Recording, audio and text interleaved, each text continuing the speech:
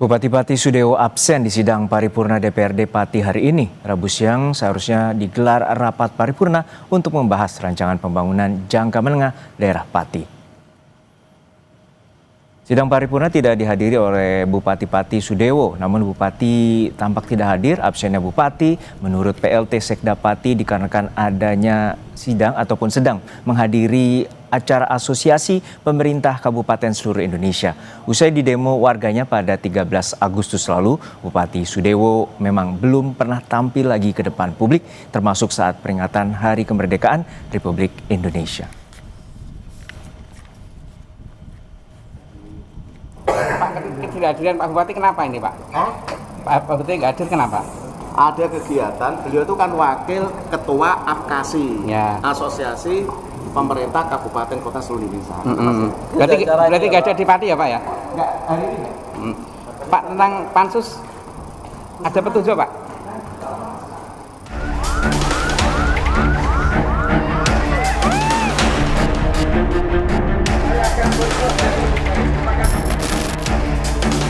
Kemarin usai diskors beberapa hari karena bertepatan dengan perayaan HUT RI, rapat kembali digelar dengan menghadirkan 3 camat untuk memberikan klarifikasi terkait polemik surat edaran pembayaran pajak bumi dan bangunan pedesaan dan perkotaan atau PBB P2 yang kemudian memicu kemarahan warga Pati. Mengawal pansus hak angket yang sedang bergulir di DPRD Pati, Jawa Tengah, warga membuat posko masyarakat Pati Bersatu di depan kantor DPRD Pati. Aliansi Masyarakat Pati Bersatu Saiful Huda berharap DPRD tetap memproses aspirasi warga memakzulkan Bupati usai Bupati menaikkan PBB P2 sebesar 250%. Persoalan Bupati Sudewo menurutnya bukan hanya kebijakan menaikkan pajak. Terkait pengawalan pansus itu bagian dari komitmen kami masyarakat Pati untuk betul-betul apa yang sedang berjalan di DPRD itu betul-betul berjalan sesuai realnya dan sesuai atas harapan masyarakat Kabupaten Pati, Mbak. Sehingga kami berharap DPR tetap berkomitmen atas proses yang sedang berjalan di pansus tersebut, jangan sampai mengecewakan masyarakat Kabupaten Pati, Mbak. Wakil Ketua Pansus sekaligus Ketua Komisi C DPRD Pati fraksi Demokrat Joni Kurnianto memastikan Pansus bekerja konsisten mengikuti mekanisme dan membantah anggota Pansus masuk angin. Semua anggota Pansus angket DPRD Pati, kita itu semangat. Dalam artian kita juga menghindari isu-isu bahwa anggota kami ini masuk angin. Jadi kami mulai pagi sampai sore kami membuka untuk akses untuk wartawan, pendemo, masyarakat ikut menonton. Baik itu live streaming maupun langsung, silahkan masuk, langsung kita transparan terbuka. Jadi bisa dilihat mana ada anggota dewan yang main-main, ya itulah. Rapat pansus angket DPRD Pati terkait pemakzulan Bupati Sudewo terbentuk usai warga menggelar demo besar-besaran menolak kenaikan PBB. Dan selain menuntut pencabutan kebijakan soal PBB, warga yang ikut demo juga menuntut Sudewo mundur dari jabatannya. Tim Liputan, Kompas TV.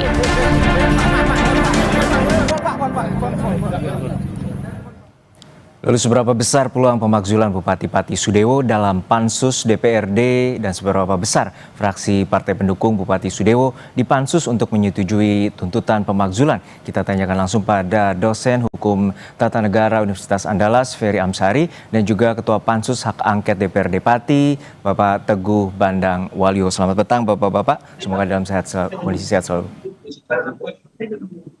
Saya ke Pak Teguh terlebih dahulu. Pak Teguh, untuk saat ini proses di hari ini tentu ditunda karena adanya sidang paripurna yang juga tidak dihadiri oleh Bupati Sudewo. Lalu seperti apa rangkaian dan mekanisme yang akan dilanjutkan esok hari? Apakah Bupati Sudewo akan dipanggil?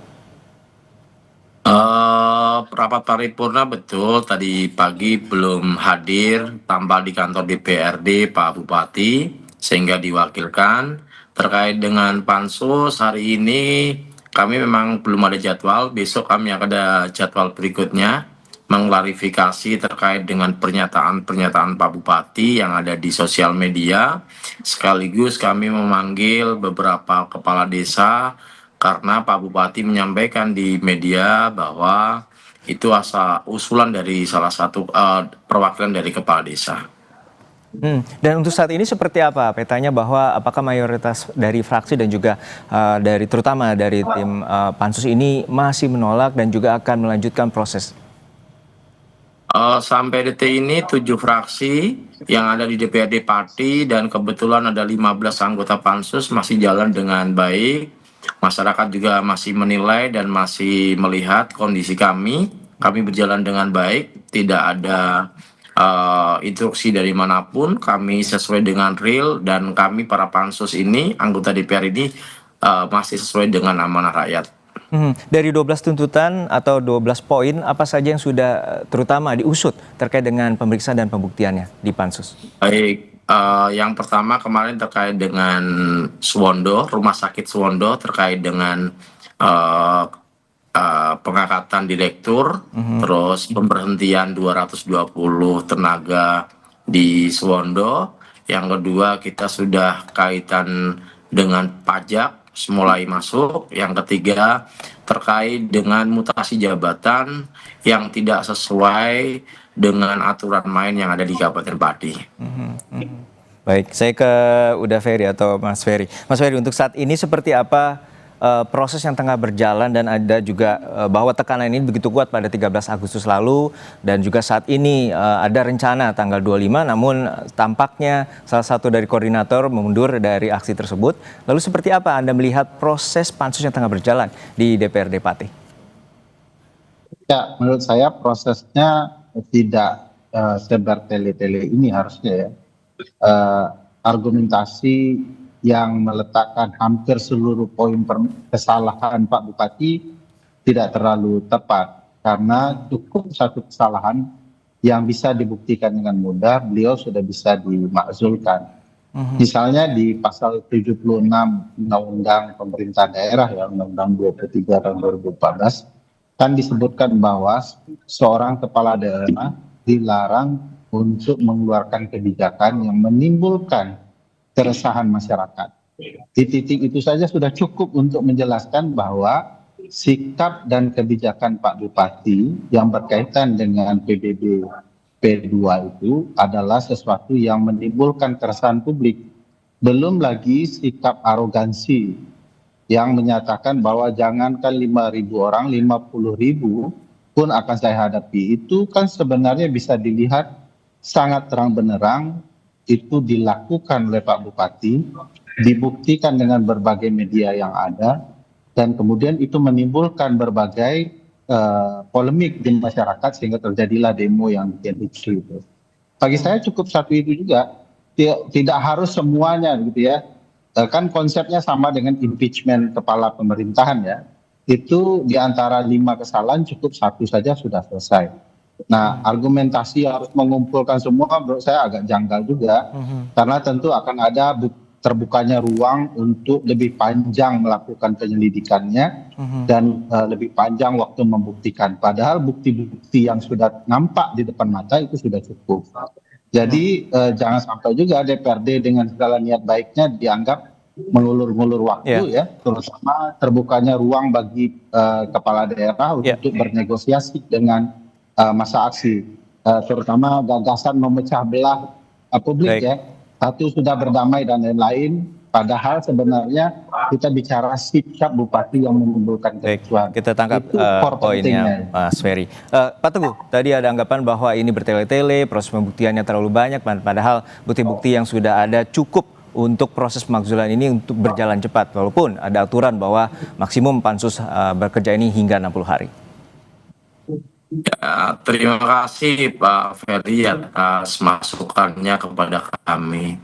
Izin kalau kita bicara kronologis dari 12 poin itu, awal dari masukan dari pendemo ada 22 poin, sehingga kita rangkum menjadi 12 poin.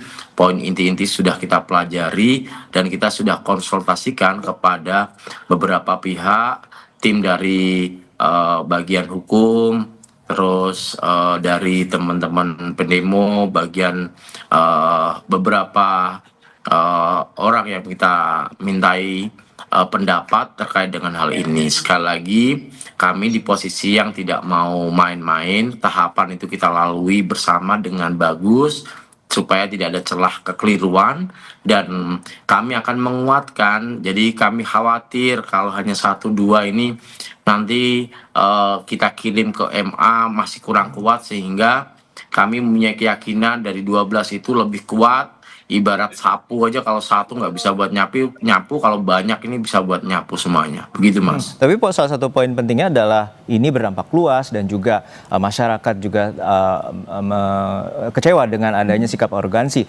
dari Pak Bupati Sudewo. Lalu seperti apa sebenarnya untuk dari pansus ini juga akan memastikan memanggil Bupati Sudewo di pansus hak angket? Baik. Pansus hak angket ini kan terbuka ya, Mas. Kami tidak ada rapat tertutup, semua masyarakat bisa melihat, semua para media juga boleh masuk, tidak ada yang kami ditutupi. Terkait dengan pemanggilan Pak Sadewo, nanti kami akan melihat situasinya dalam pembahasan ini. Kalau memang diperlukan, kami harus mengklarifikasi, pasti kami akan undang Pak Sadewo. Ya, Mas Ferry, seperti apa tanggapan Anda bahwa untuk pemanggilan Bupati Sudewo itu apakah krusial untuk di pansus hak angket ini? Ya, yang merugi kalau Pak Bupati tidak hadir adalah Pak Bupati sendiri, karena itu kan hak dia untuk membela dirinya ya.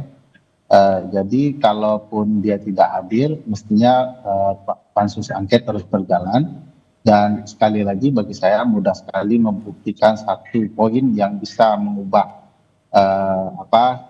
posisi atau standing dari Pak Bupati. Jadi kenapa harus merangkum seluruh ruang pandangan masyarakat, sementara yang terang benderang itu sudah cukup untuk kemudian memberhentikan Pak Bupati. Saya tidak ada tendensi ingin harus berhenti ya, tetapi kan ini peristiwa faktanya terpampang di mata kita semua.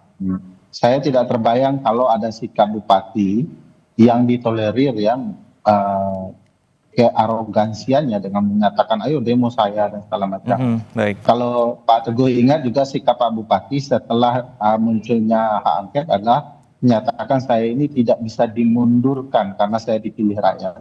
Di konteks ini saja beliau selain memicu kembali sakwa sangka publik, keributan baru, juga tidak paham ketentuan undang-undang. Jadi aneh juga ada kepala pemerintahan di daerah tidak memahami apa maksud Undang-Undang 23 2014 bahwa kekuasaannya bukanlah kekuasaan yang mutlak, yang tidak bisa diganggu-gugat, tetapi kekuasaannya adalah pelayan publik yang kalau dia punya kelemahan dia akan berpotensi kemudian untuk diberhentikan. Ya, Pak Teguh, bahwa 12 poin ini dari 22 tuntutan masyarakat bahwa salah satu yang paling krusial adalah pemakzulan atau melengsarkan dari Bupati Sudewo. Lalu seperti apa Pak Teguh dengan bukti-bukti yang sudah dimiliki? Artinya pansus ini juga akan mengarah terhadap pemakzulan dari Bupati Sudewo.